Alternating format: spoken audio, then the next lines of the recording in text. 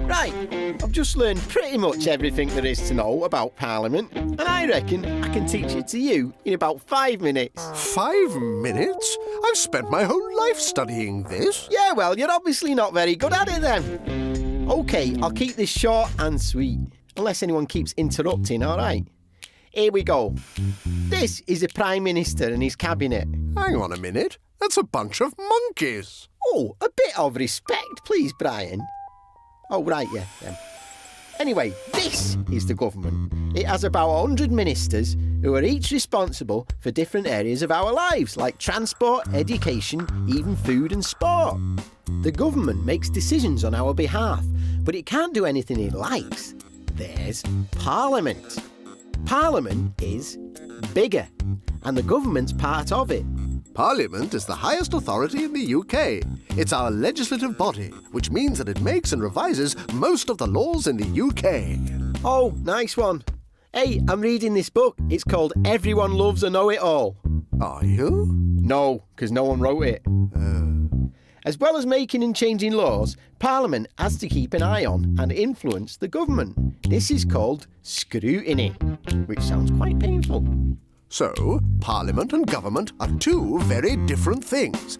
Parliament is the highest authority in Britain and keeps a check on... There's a 5-minute time limit here, if you don't mind. Parliament is made up of 3 things: the monarch, the House of Lords and the House of Commons. The House of Commons contains all the 646 members of Parliament, or MPs.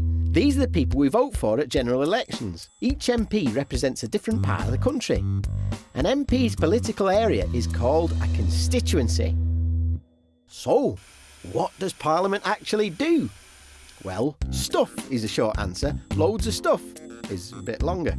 Longer again, both the House of Commons and the House of Lords spend around half the time making and passing new laws. MPs can also bring up subjects for debate, so everyone gets their opinions heard. As there's lots of opinions, sometimes everyone shouts at the same time. Order! And Parliament scrutinises what the government is doing, especially how it raises and spends money. And how does the government do that? Well, we pay for everything in the country through taxes. Income tax on what we earn, VAT on what we buy, council tax for local services. Pretty much all the government's money comes from us. The government spends its money on things like schools, hospitals, emergency services, the legal system and the armed forces. So, how does Parliament scrutinise the government and make sure our taxes are spent wisely? It does a few things. Its members ask the government awkward questions, and they form groups of people called committees, which scrutinise the work of individual government departments. The House of Lords scrutinises the government too. They also help to introduce new laws and have their own committees investigating big issues like Europe, science and the economy. This concludes my high-speed, blah-blah free guide to Parliament and government. Any questions? I'm impressed.